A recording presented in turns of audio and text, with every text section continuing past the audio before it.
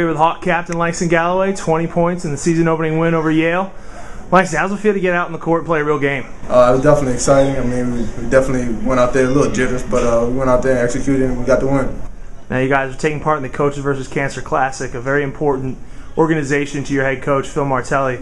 Has he imposed upon you guys, the importance of things off the court, especially with this organization and this event? Definitely. We tried to help out a couple of things in the community, and other than that, we've just been doing everything he's asked and try to take care of the little things that he wants us to do for the community. Now, you guys are heading up to Brooklyn, game of Friday night against Notre Dame. What's one thing you think you guys need to improve on this week if you're going to take down the Irish? Just go out there and relax and have some fun. We went out there a little jittery tonight and didn't score as many points as we wanted to, but definitely go out there on Friday night and score some more points. We're here with Erin James, a junior on the women's cross-country team. The Hawks just placed 11th out of 31 teams at the Mid-Atlantic Regionals this past Friday up at Penn State. And Erin led the Hawks with a 39th place finish out of 215 runners. She clocked in at 21:47 in the 6K for a new personal best and was paced by a 5:50 mile. Erin, could you talk about your individual success as well as the team's?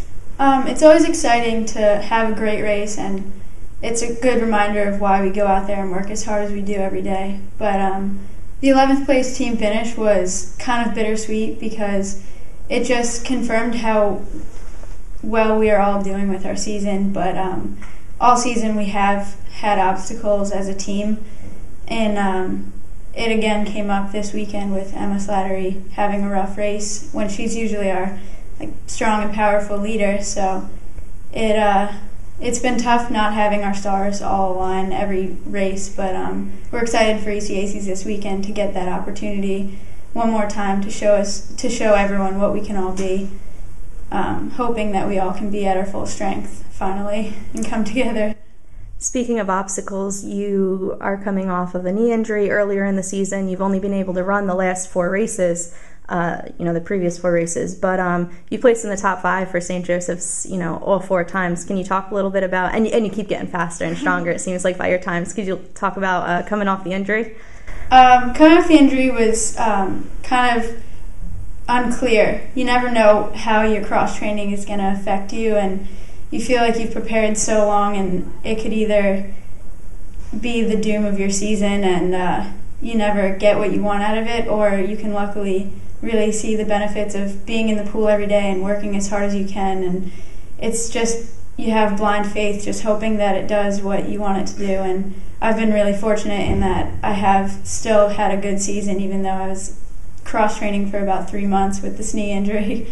And I owe it to the coaches who kept me going with that, and my teammates, especially Emma Slattery, who had an injury last year, and just every day reminded me that it can work and you can still have your great season with cross-training. Good. So let's talk about ECACs coming up this Saturday, last race of the season, right? It's a 5K, so it's a little bit shorter than regionals, but it's the same length then as the 810s, where you placed 19th, second Hawk finisher, destroyed your personal best in the 5K. Talk a little bit about what you expect from the team and yourself at the ECACs. We're all really excited. First of all, 5Ks are fun, and this is always just a great end of the season meet where everyone's just looking to finish well, and it's hard to gauge expectations as a lot of teams just throw anyone out there. So it's just a great one to have fun, and everyone is just excited to cap off their training and see how we can all come together and everything. What makes 5K so fun?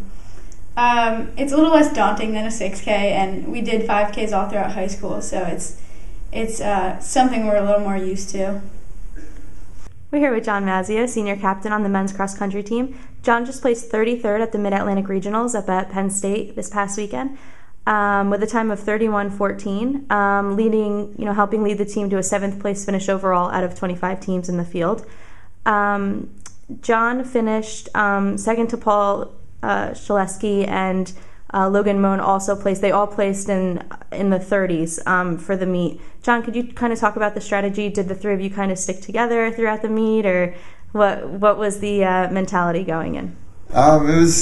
We didn't really have that kind of plan going in, but we were fortunate enough to find each other in the group right around like 2 miles, I guess 1 to 2 miles, and it just worked. We were just working off each other, and when the pack started to string out, probably around 3 or 4 miles, so we both, well, all of us made like the moves that we needed to cover, and I think it worked out pretty well for us.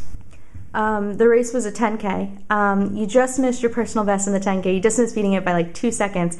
But you guys also ran in 2010. You ran at the same course at Penn State, and you actually beat that time by 35 seconds. So you destroyed it. Can you kind of talk about running a 10K compared to an 8K? Do you like the 10K better? What's the difference? Well, actually, come track season, I'll be on the track for a 10K, so I prefer that. There's no hills or anything like that you have to worry about. But yeah, it's a different kind of animal when you're dealing with it. It's an extra 1.2 miles as opposed to 8K, which is just 5 miles. So it's pretty tough. There's an extreme level of toughness that goes into finishing that. So I think I prefer the 8K a little bit more, but it's tough. Speaking of the 8K, you guys are off to the IC4As this weekend. In the final meet of the year. You guys placed 5th there last season out of 17, and that is an 8K. You enjoy it better. What can we expect from you individually and then the team as a whole going into this weekend? Well, I'm just really hoping to, better my performance from last year. I got 25th in this meet, so I'd like to do a little bit better than that. And as a team, I think we're pretty optimistic. Last year, going into this meet, Kevin McDonald made nationals, so we lost our number 1 guy. It's fortunate for him, like that's a great accomplishment, but going in we have everyone, and all of our depth is there, so we're looking to do something pretty special. So. As a senior in your last cross country meet before track season, what's your individual goal here? Like, what place would you like to get? I would like top 10. That would be great, but I think we can get more than me in the top 10. We can get Paul and Logan and maybe Aaron Leskow get in the top 10. That'd be great. We're here with Kyle Mahoney and Chris Moffa, 2 senior captains on the men's lacrosse team. These 2 guys and 8 other Hawk members went down to Manahawkin, New Jersey this past Saturday to help. They volunteered their time to help victims from Hurricane Sandy. Guys, you want to talk about your experience? Yeah, sure. This past Saturday, we have a lot of kids from this area that live in Connecticut, New York, New Jersey that were really affected. And even if we weren't affected personally, we have family that were there, and a lot of people that were really hit by it and devastated, from loss of power to loss of homes to loss of lifelong valuables.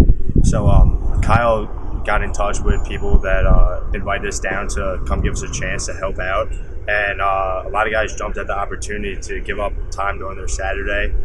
We went down early Saturday morning, met up, got the supplies we needed, head over to one of the streets in Manahawkin, and we went house by house offering free labor. A lot of people were really grateful. A lot of people were kind of shocked that a couple of college kids, especially athletes, were out on a Saturday giving up our time with no incentives or really any purpose except that we wanted to help and do something to help those victims. A lot of people were touched.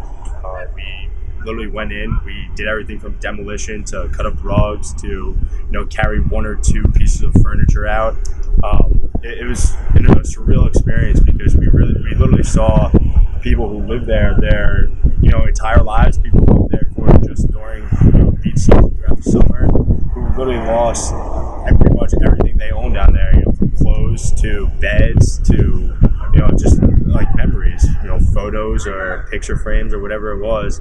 And I guess that's what hit us the hardest was you really don't know, especially being away from it, and then you go and see, and it wasn't even the worst area that was hit. These people were still so affected by it and so appreciative of us coming down that it was a really great experience for all of us, and we're never ever going to forget. It actually brought a lot of tears of people when they saw us come and ask for if they needed help. And it's interesting, each family we went to, each house we went to, each had a different story. And it was really moving to go in and hear the stories about where they came from and how much this house meant to them, and the story behind it, and all the family and friends that came and visited and everything. And all their valuables are all completely gone now. And I mean, there were family members that lived there for 40 years, and their house got passed down from generation to generation. And so this couple who were 85 and 82, they were trying to hold on to everything, and their two sons were there, and they were trying to get away, put it to the side, but you can see the tears come to their eyes as they're bringing it to the curb. So that really meant a lot when we were doing that kind of stuff. And, each story, like I said, was very moving to us and very powerful. One of the most interesting things, I think, was what Kyle said, is everyone did have their own story, but everyone was willing to forego our help for someone else. We would go and offer our hard labor, and they would say, no, go help someone else that needed it. But these were people that needed it. They didn't have anyone else there. They were older. There was one man that was working on his house down in Manahawkin to make it livable for his family, because his actual home where he lives 8 months out of the year was hit worse than what it was down the shore. So that's kind of what got me the most, and I know a lot of the other guys, was that he was trying to make a house that was devastated more livable than his other house. And I'll never forget one of the guys said when we first got there, because everyone wanted to offer something in return for our help. We didn't want anything going down there, and one of the guys said, I can't really offer you guys anything except for when you guys come up and meet St. Peter's, I'll give you guys a good recommendation. And that kind of just set the tone for the rest of the day, because that was the first guy we saw. So that was